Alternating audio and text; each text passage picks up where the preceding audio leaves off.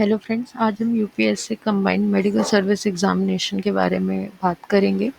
ये exam UPSC conduct कराता है। इस एग्ज़ाम के थ्रू आपको assistant divisional medical officer in the railways की पोस्ट मिलती है। साथ ही साथ post of assistant medical officer in Indian ordnance factories और health service under the ministry of defence, junior scale post in the central health service, general duty medical officer और municipal councils, municipal corporation, इन सारे post के लिए ये exam कराया जाता है।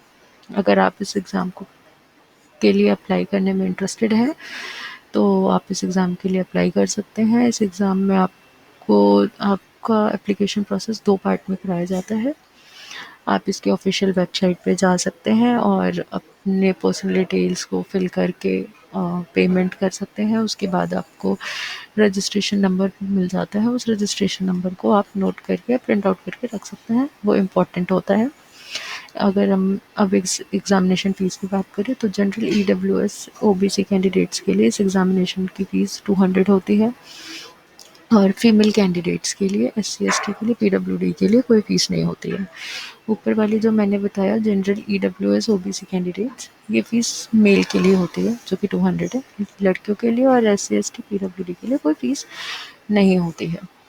अब अगर हम एज लिमिट की बात करें तो इसमें कोई लोअर एज लिमिट नहीं होता है, बट इसमें अपर एज लिमिट होता है, वो है 32 ईयर्स, वो भी अनरिजर्व्ड के लिए। बाकी अलग अलग कैटेगरीज के लिए रिजर्वेशन है।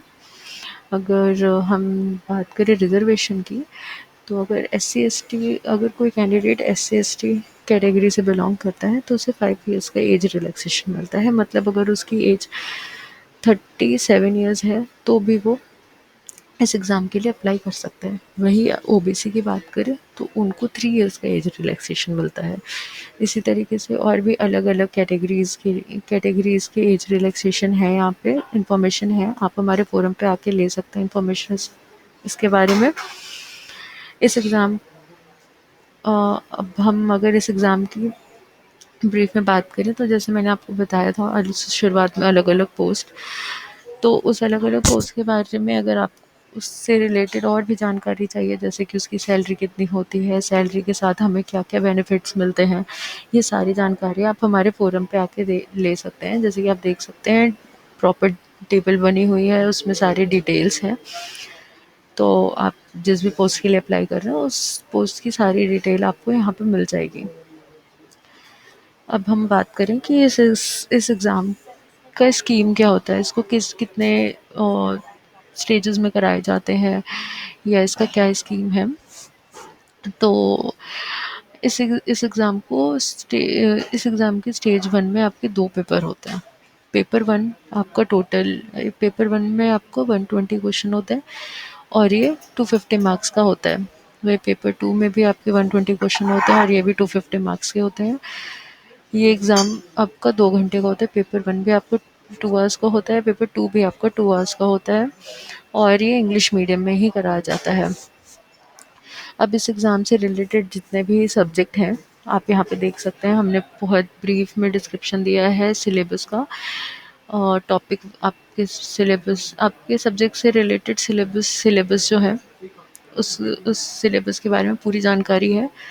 एक एक हेडिंग है और उससे रिलेटेड और भी जानकारी आपको यहाँ पे मिल जाएगी। पेपर 2 में भी आपके जितने सब्जेक्ट आते हैं उसकी जो भी सिलेबस की डिटेल्स हैं वो यहाँ पे आपको अवेलेबल मिल जाएगी। अगर आप इस एग्ज़ाम से रिलेटेड और भी जो भी जानकारी जानना चाहते हैं, जैसे कुछ इंपॉर्टेंट पॉइंट्स जो कैंडिडेट्स भूल जाते हैं, जॉब प्रोफाइल, रिस्पॉन्सिबिलिटी, तो आप हमारे फोरम community.exampathfinder.com पे आ सकते हैं। इसका लिंक आपको डिस्क्रिप्शन बॉक्स में मिल जाएगा। आप यहाँ पे आइए और इस एग्ज़ाम से रिलेटेड जितनी भी जानकारी चाहिए आपको बहुत ब्रीफ में यहाँ पे सारी जानकारी मिल जाएगी। तब तक के लिए धन्यवाद फ्रेंड्स। आपके एग्ज़ाम के लिए ऑल द बेस्ट।